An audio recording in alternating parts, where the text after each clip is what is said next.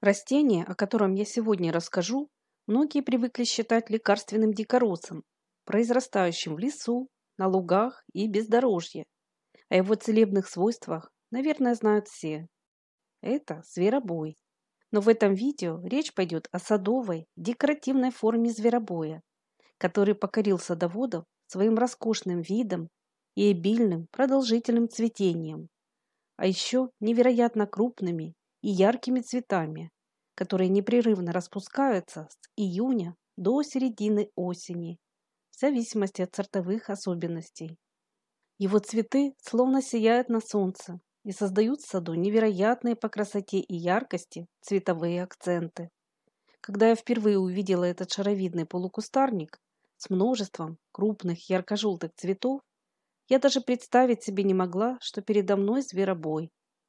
После, когда я увидела в продаже его саженцы, мне объяснили, что это один из декоративных видов, которых у зверобоя немало. Мне же посчастливилось приобрести новинку продаж, очень популярную и востребованную разновидность декоративного зверобоя Hidcote Gold.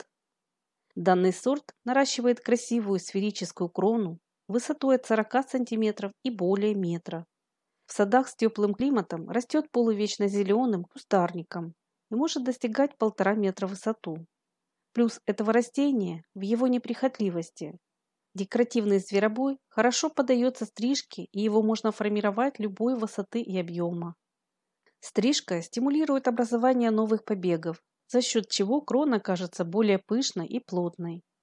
Из этих растений получается эффектная цветущая живая изгородь. Если же вы хотите выращивать этот зверобой небольшим кустиком, делайте более короткую стрижку. На зиму ветки срезают на 10 см от уровня почвы. В холодных садах основание кустарника можно замульчировать. Сорт Hidcote Gold от других декоративных форм зверобоя отличается крупным размером цветов. В этом его основная декоративность. Цветы состоят из 5 лепестков насыщенно-желтого цвета, выразительного центра в виде пестика-пуговки и большого количества пушистых тычинок. Диаметр каждого цветка может достигать от 4 до 7,5 см. Листва некрупная, узкая, темно-зеленого цвета, с характерной матовостью. На ее фоне очень отчетливо выделяются яркие цветы. Они распускаются на концах побегов по всему объему кроны. Пик цветения кустарниковый зверобой напоминает золотистый шар. Основная масса цветов распускается в июне-июле, но это растение редко встретишь без цветов. Оно образует цветы с начала лета по сентябрь, а в садах с более мягким климатом до глубокой осени. После того, как цветки декоративного зверобоя осыпаются, на их месте завязываются плоды. Семена можно высевать на рассаду или в открытую почву под зиму.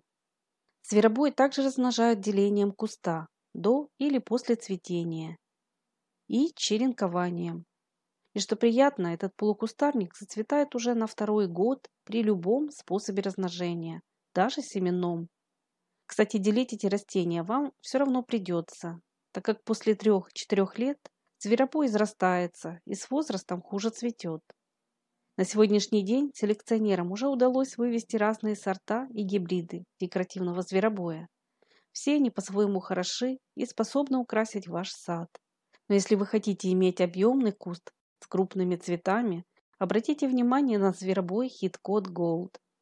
Он будет красиво смотреться в качестве солитера, отдельно посаженным, в компании с другими декоративными кустарниками и многолетниками, в виде живой изгороди или высокого бордюра. Не обратить внимания на его яркую золотистую крону в период цветения просто невозможно. Его сияющие на солнце цветы всегда привлекают к себе взгляды и создадут в вашем саду красочное цветовое пятно. Сорт Hidcote Gold – это яркий акцент. Но чтобы этот полукустарник поразил вас своим объемом пышной, раскидистой кроны и множеством желтых цветов, его надо высаживать на солнце, либо в легкой полутени. Качество почвы большого значения не имеет. Зверобой – это достаточно неприхотливая культура. Однако всю свою красоту он покажет в хорошо дренированном и питательном грунте. А вот застоя влаги это растение не любит. Обязательно учитывайте это при выборе места посадки для саженцев. На дно посадочной ямы лучше уложить слой дренажа. Сорт Heathcote Gold от других декоративных форм зверобоя отличается своей пышной раскидистой кроной и хорошей силой роста. Его побеги быстро отрастают и красиво склоняются, образуя шаровидную форму. Единственное, что стоит учесть, это их ломкость. Как мне показалось, зеленые веточки довольно просто поломать, даже неловким движением.